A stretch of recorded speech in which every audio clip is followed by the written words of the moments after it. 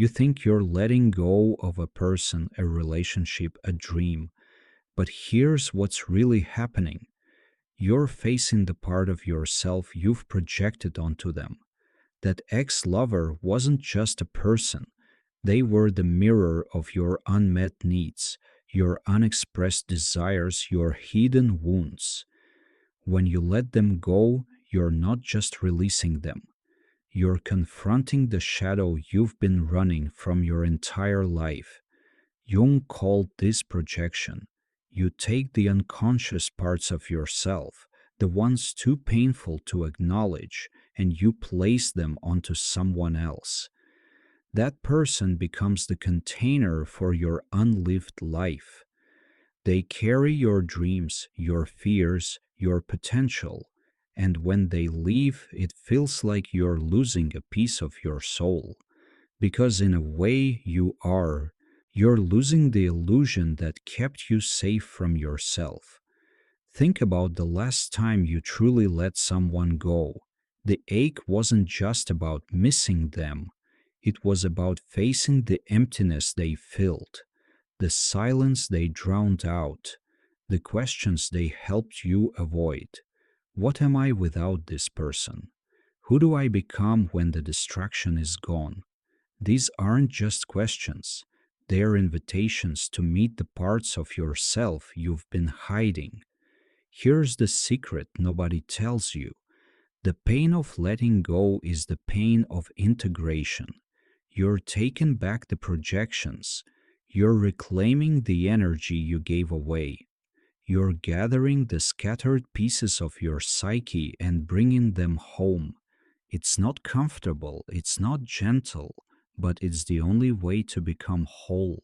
And here's what makes it even more complex. Part of you doesn't want to let go, because letting go means taking responsibility for your healing, for your happiness, for your life.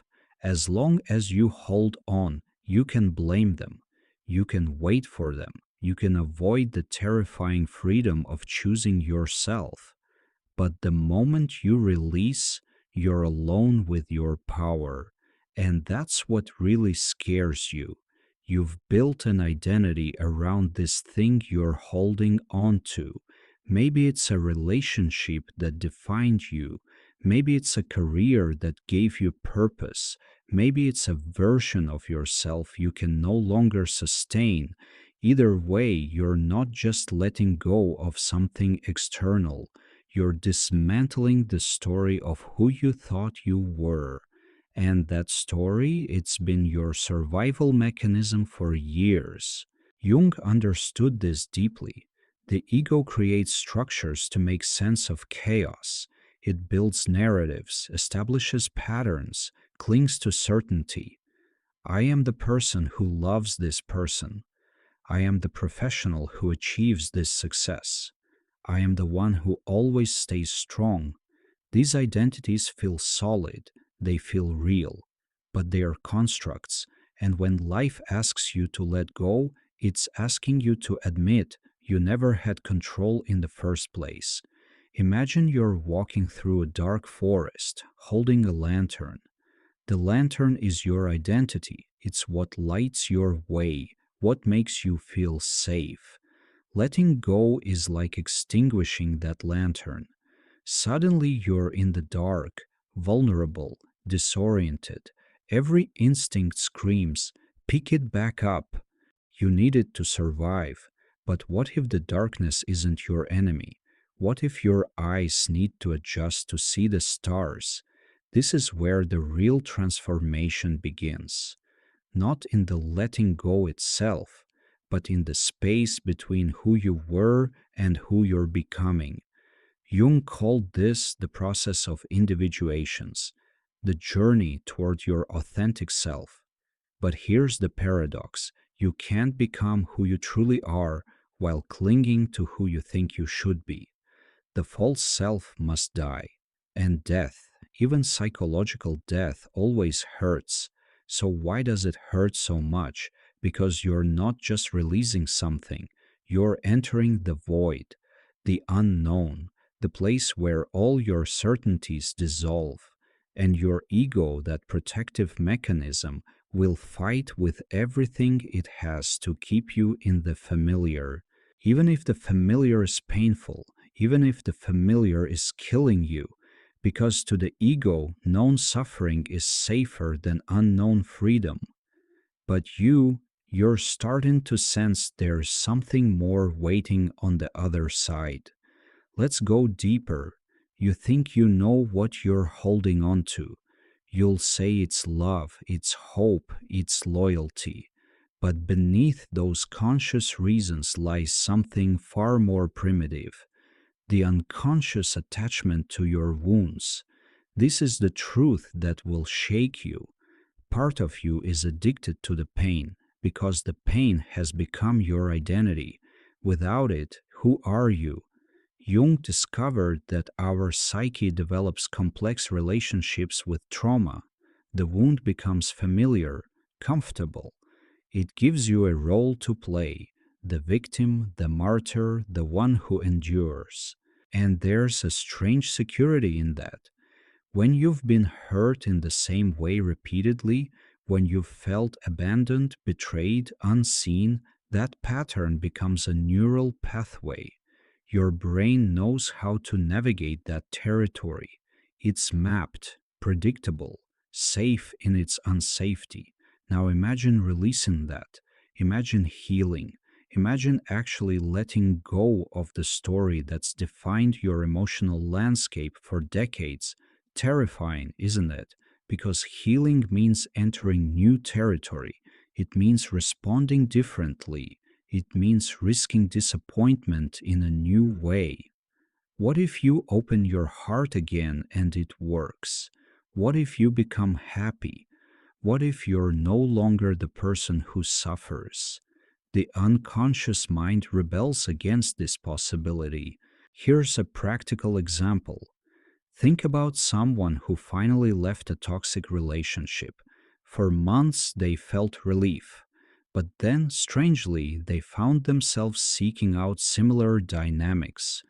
Different person, same pattern. Why? Because the unconscious attachment wasn't to the person, it was to the familiar dance of pain and hope, rejection and return. Their psyche was searching for the wound it knew how to navigate. The healthy relationship felt foreign, uncomfortable, wrong. This is what you're really afraid to release. Not the person, not the situation, but the identity you've built around your suffering. Letting go means admitting you're ready to live differently, to feel differently, to be someone who's no longer defined by what hurt them. And that requires a kind of psychological death that most people never choose consciously. But you're here, reading this, which means some part of you is ready to stop hiding behind your wounds and start living beyond them. Jung was obsessed with alchemy, not the literal turning of lead into gold, but the psychological transformation it represented. And at the heart of every alchemical process is the same principle, Nigredo, the blackening, the death, the dissolution of everything you thought was solid. This is why letting go hurts so much, because you're not just releasing something, you're dying to who you were. In alchemical terms, you can't create gold without first destroying the lead. You can't birth the new self without killing the old one. This isn't metaphorical. This is the actual process your psyche undergoes during transformation. Every cell in your psychological body is resisting. Your nervous system is screaming, danger, unknown territory, retreat to safety. But safety is the cage, and you've outgrown it. Think about the caterpillar in the cocoon. Scientists have discovered something remarkable. Inside that cocoon, the caterpillar doesn't just grow wings, it completely liquefies. Its body breaks down into a cellular soup. Every structure, every system, every identity marker dissolved. Only then can the butterfly emerge. If the caterpillar could think, it would experience this as death, pure, terrifying, absolute death. It has no concept of wings, no vision of flight, just the horrifying sensation of everything solid becoming liquid. This is what you're experiencing, the psychological liquefaction, the sensation that everything you knew about yourself is falling apart.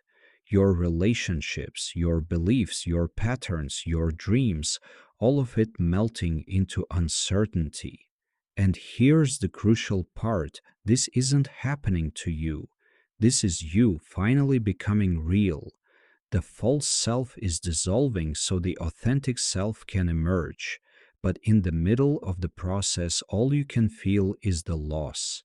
Jung wrote, "There is no coming to consciousness without pain." He wasn't being poetic, he was describing a neurological, psychological, spiritual reality.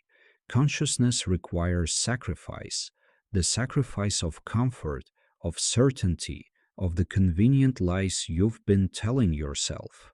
And yes, it hurts. It hurts like hell. Because you're not just letting go of something external, you're letting go of the protective mechanisms that have kept you safe, even if they've also kept you small. But here's what's waiting on the other side of this alchemical death, the gold, the integrated self, the person you've always been beneath the layers of conditioning and fear. Are you ready to die to become alive? Here's the final twist, the one that will either liberate you or haunt you. Holding on is the prison, not the thing you're holding on to, the act of holding itself. Every ounce of energy you spend gripping, controlling, refusing to release, that's energy you're stealing from your own life. Jung understood this paradox perfectly. The tighter you hold, the more you lose yourself. The more you try to control, the more powerless you become. Think about your hand right now. Make a fist, squeeze it tight. Hold something imaginary but precious. Feel the tension in your muscles, the strain in your tendons. Now imagine holding that fist for hours, days, years. That's what you're doing psychologically. You're exhausting yourself trying to keep something that's already gone, or something that was never yours to hold in the first place. And all that effort, it's not preserving what you love, it's preventing what's next. The paradox is this: only by releasing can you truly possess, only by surrendering can you truly have power. This sounds like spiritual nonsense until you experience it, until you finally let go of that relationship, that identity, that belief system, and feel the rush of energy return to your body. Suddenly you can breathe again. Suddenly you can see clearly. Suddenly you realize how much of your life force was being drained by the act of holding on. Jung called this the transcendent function, the psyche's ability to hold opposites and create something new from the tension. You want to hold on, and you need to let go. You want control, and you crave surrender. You fear loss, and you desire freedom. Most people spend their lives trying to resolve these contradictions by choosing one side. But the transcendent function says, what if both are true? What if the way forward is through the paradox, not around it? So here's your final challenge, the one that will determine everything. What if letting go isn't about loss at all? What if it's about trust? Trust that you're bigger than any single attachment.